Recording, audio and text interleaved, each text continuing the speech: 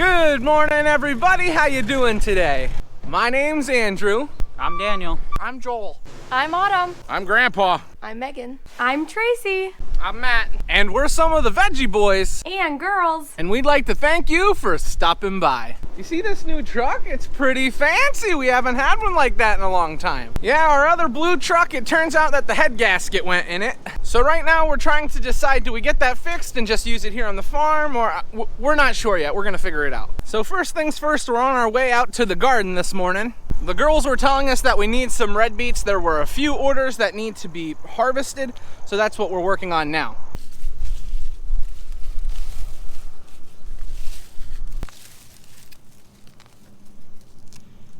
Okay, well, whatever. Now you may notice I'm not pulling everything. I'm trying to get the medium-sized beets. We're looking for medium large, medium small, just trying to keep them around the same size. And the reason for that is because we don't have orders for large and we don't have orders for smalls. So if we could leave them in the field, that would be ideal. So I'm just trying to get the medium size.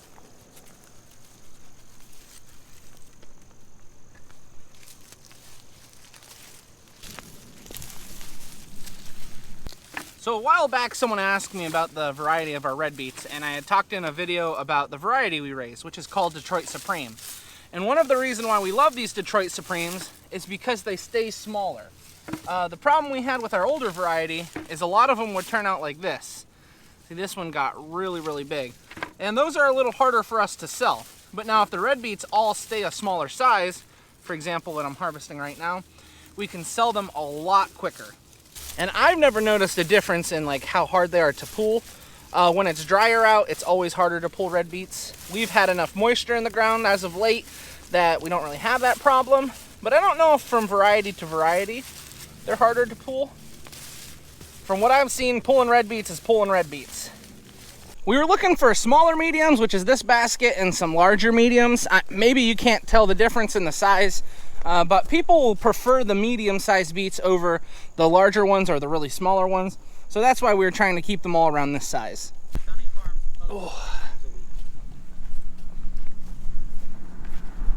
Dad, tell the people why we got to wash the red beets. Because the girls complain when they get their fingers dirty in the store, and they don't like that. And they don't like the dirt on the counter. And so we have to wash them. Oh, that's not the reason. We wash them for the customers. Yeah, that's something I always like to mention. When it comes to washing our vegetables, we don't wash them for people to take them home and eat them right away. We wash them to make them look nice and clean. That's why whenever you get something from a farm market or the store, you should always wash it yourself. You think Lefty will show up before 11 o'clock today? He thinks the left hand of the clock is the big hand, so he gets confused. Shows up at 11 and goes home at 12, right after lunch.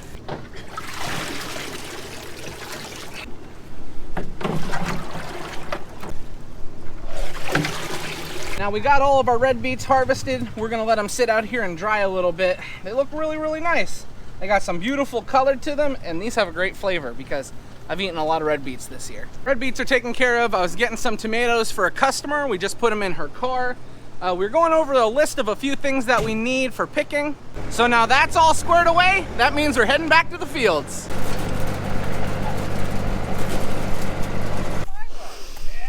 Smells like tomatoes out here. Oh no, we've been out here for 10 seconds and there's already drama. Daniel put his basket right down in front of mine yesterday and says, oh, I'm taking this row, and then made me move to another row. So I did the same thing and now he's upset.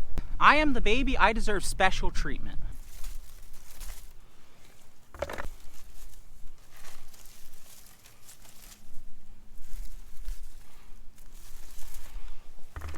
When it comes to our tomato crop, we have harvested a lot of tomatoes this year. But today we're only looking for about 10 half-bushel baskets. Now the reason why we're only picking 10 is because we're having trouble storing these tomatoes. As they get to the end of the harvest year, we start dealing with a lot of disease, and that makes storing tomatoes more difficult. So if we were to go out and pick baskets and baskets and baskets of tomatoes, and weren't able to sell them within the next few days, well then we have the risk of spoiling all of them. And it is still canning time, so we plan on picking some more. But a lot of our customers got their tomatoes early because of the hurricanes.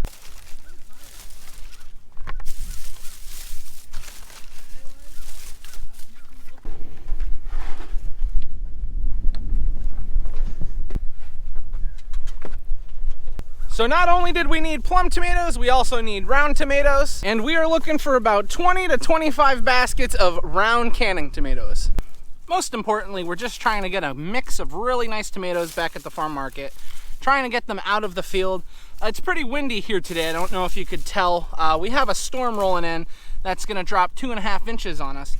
I don't know what it is with this year. We've been getting so much rain out of the south. That's why a lot of our tomatoes have been having trouble with disease.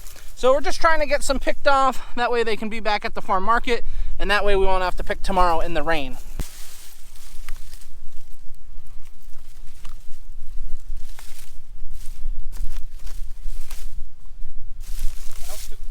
I'm gonna lose my hat. How many baskets of tomatoes did you want? 20. We've already got 21 picked. I mean 25.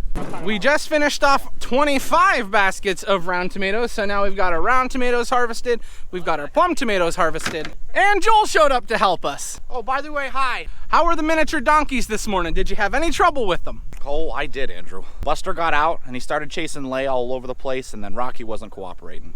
See, there's problems, then there's big problems, and then there's miniature donkey problems. We have a few more things that we need to pick, but as you can see, we've got like no room on the wagon. We're gonna take these tomatoes home, unload them, and then come back out to the fields.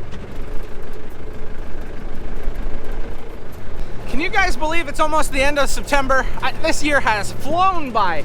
I've enjoyed every second of it. I've enjoyed planting season. I'm enjoying harvest season. It just never stops amazing me how fast time flies when you're working on the farm.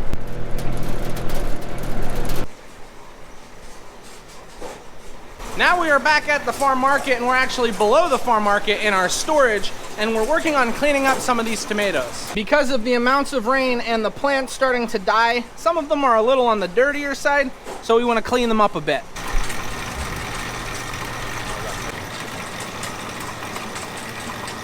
You'll notice they're sorting through the tomatoes as they place them in these baskets. These right here are going to be for canning, and these are going to be set for selling in the farm market. Now these ones next to Daniel, these have no imperfections on them. That's something that they're looking for. And the reason why they're putting them all over there is to give them more of a chance to ripen up. You'll notice a lot of them are on the pinker or even a light green. That's because we want them to continue ripening into the red tomato. And some of you may be wondering, does that affect the flavor of the tomato? If you let the tomato sit longer on the vine, does that give it a better flavor? Interesting fact, it actually doesn't change the flavor of the tomato. And tomatoes ripen from the inside out. If you buy a vine-ripened tomato at the grocery store, it was probably picked somewhere along this color and then allowed to ripen. And that may be a little shock to some of you, but this tomato will continue to ripe. Even though it was already pulled off the vine at a light green, pinkish color, this will continue to ripen, and this is considered vine ripened. Now when I say vine ripened, I mean it wasn't ripened using a gas called ethylene. Now every fruit, when it starts to ripen, puts off that gas. And they can actually load up an entire truck of tomatoes and put that gas, that ethylene on them, and it will ripen the tomato. And to my knowledge, a lot of fruits give off that gas, ethylene, and tomatoes are no exception. That's why when one tomato starts to ripen, the others around the tomato will also start to ripen because it's starting to put off that gas. And this gas isn't a terrible thing. The plants produce it themselves. The tomatoes produce it themselves. And that's why you can have tomatoes all year round when you live up where we do in the northern part of the country, because you can't grow tomatoes all year around here. They can harvest the tomatoes, ship them up here, and because of that gas, we can have tomatoes all year round. But don't get me wrong, there is nothing better than picking a tomato fresh off the vine. And a vine-ripened tomato does have a better taste than one that was picked green and then ripened using a gas. It's a very interesting tomato fact. And there we have it. We got all of our tomatoes washed up, and we got all of the canning tomatoes cleaned up and sorted. That makes it much easier on us when we do start selling the tomatoes, because we've got them all cleaned up, they look nice, and we know exactly what's there. One of the biggest concerns we could have is that maybe we overlooked a bad spot on one of the tomatoes, and that tomato could start to rot inside the basket. And maybe that doesn't sound like a big deal, you know, you just take the rotten one out when you're sorting through them to sell, but that rotten tomato could start other tomatoes to rot, and we don't want that. We've got customers in the parking lot. That's what we like to see. It's a busy day.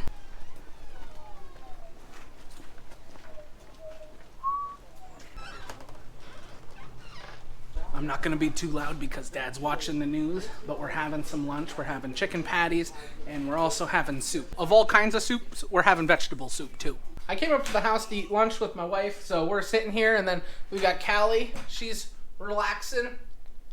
So, just having some family time before we head back out to work. So now it's back to work. I like to stop midway through the day to check on Lauren and the baby. I don't get to see the baby in the morning. She's usually asleep when I leave, so I like to stop and see her. So the first thing we're gonna be doing this afternoon is harvesting some pumpkins. Just as we thought, fall decoration was on a lot of the customers' minds. They were picking up stacking pumpkins. They were picking up any kind of decorational item that we had.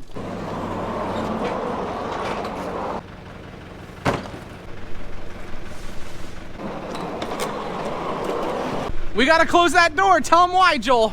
Turkeys will get our maters.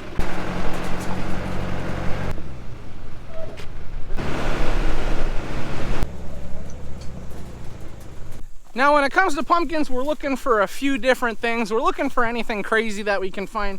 White pumpkins, we're looking for some Hubbards out here. But most importantly, we're looking for small pumpkins. I've talked about this a few times when it comes to us harvesting pumpkins. The smaller ones always seem to be the most popular. I think it's just because that's what the kids like the most. So we're always getting kids in the area looking for pumpkins.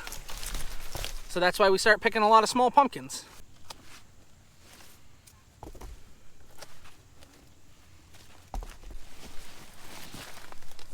Now these are what we're looking for right here. Beautiful white pumpkins. Those are very, very popular in the area we live. We started raising them a few years ago, and they've just gotten even more popular. As we're making our way through the field, we are finding a lot of nice pumpkins, a lot of small pumpkins. And that's mainly because in the middle part of the field, we planted a lot of these smaller ones with some other varieties mixed in here, but they look really nice. This is a knucklehead. They're warty pumpkins. This is a better knucklehead. And these are three knuckleheads. I have to work with this.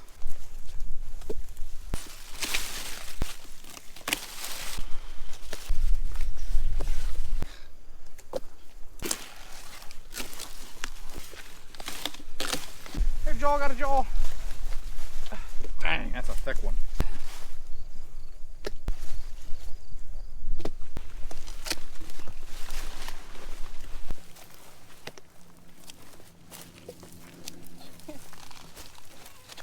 Just don't drop a pumpkin on my head.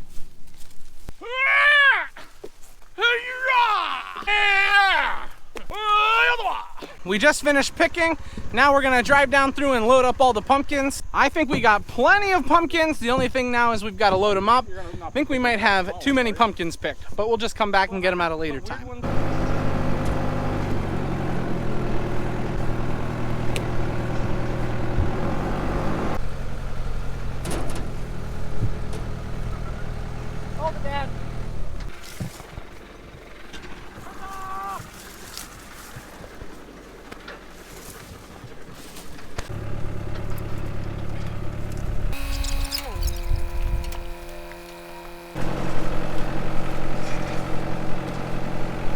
We just filled all the bins up on our wagon, and there is still a lot of pumpkins out here laying.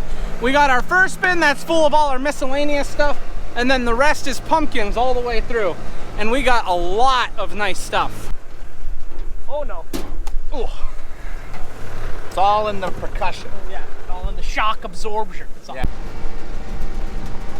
Guys, I'm going to go feed some nays. I'll see yous.